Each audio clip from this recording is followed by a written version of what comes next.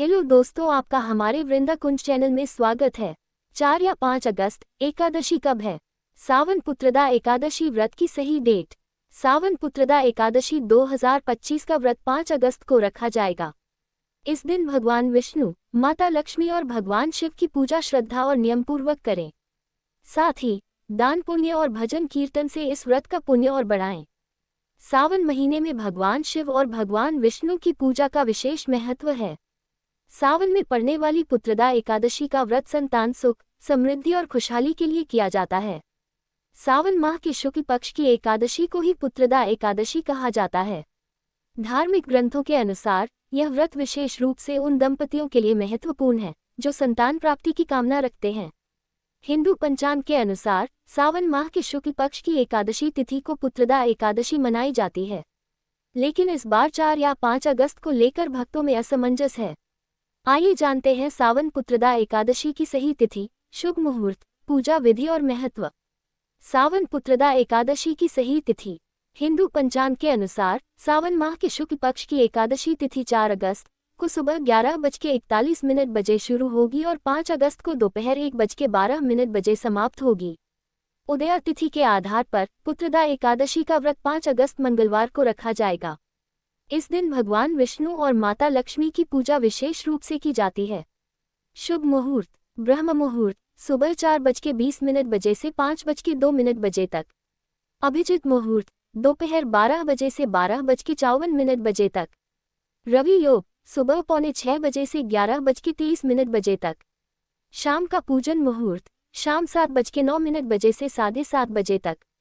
व्रत पारण उपवास खोलने का समय 6 अगस्त को सुबह 5:45 बजे से 8:26 बजे तक। पुत्रदा एकादशी का महत्व। मान्यता है कि पुत्रदा एकादशी का व्रत रखने और भगवान विष्णु जी की पूजा करने से निसंतान जोड़ों को संतान प्राप्ति का आशीर्वाद मिलता है। श्रद्धा और नियमपूर्वक व्रत करने से भगवान विष्णु और माता लक्ष्मी खुश होते हैं, जिससे दंपतियों को संतान सुख मिलता है। इसके अलावा यह व्रत सुख, समृद्धि और पारिवारिक एकता को बढ़ाने के लिए भी रखा जाता है। सावन के पवित्र माह में भगवान शिव और विष्णु की एक साथ पूजा करने से इस व्रत का महत्व और बढ़ जाता है। पुत्रदा एकादशी पूजा विधि। सुबह उठकर ब्रह्म मुहूर्त में स्नान कर स्वच्छ पीले या लाल रंग के वस्त्र धारण कर सबसे पहले सूर्यदेव को जल अर्पित करें। पूजा के लिए एक चौकी पर पीला कपड़ा बिछाकर भगवान विष्णु और माता लक्ष्मी की मूर्ति रखें। भगवान विष्णु और लड्डू गोपाल को दूध, दही, घी, शहद और शक्कर से बने पंचामृत से स्नान कराएं। इसके बाद पीले फूल, तुलसी दल, धूप, दीप और नैवेद्य अर्पित करें। ये सब करने के बाद ओम नमो भगवते वासुदेवाय मंत्र का जाप करें और विष्णु सहस्रनाम का पाठ करें। पूजा कर दिन भर निराहार या फलाहार व्रत रखें। रात में भगवान विष्णु का भजन कीर्तन करें। जरूरतमंदों को भोजन, वस्त्र या अन्य सामग्री दान करें। आटे के दीपक बनाकर तेल या घी के साथ पीपल या बड़ के पत्ते पर रखकर नदी में प्रवाहित करें। पुत्रदा एकादशी व्रत पारण का समय। पुत्रदा एकादशी व्रत का पारण 6 अगस्त को किया जाएगा। इस दिन व्रत का पारण करने का शुभ मुहूर्त सुबह 07:15 से 08:21 तक है। पुत्रदा एकादशी व्रत पारण की विधि। इस दिन स्नान करने के बाद सूर्य देव को अर्घ्य दें। इसके बाद मंदिर की सफाई करने के बाद पूजा अर्चना करें। देसी घी का दीपक जलाकर भगवान विष्णु और मां लक्ष्मी की आरती करें।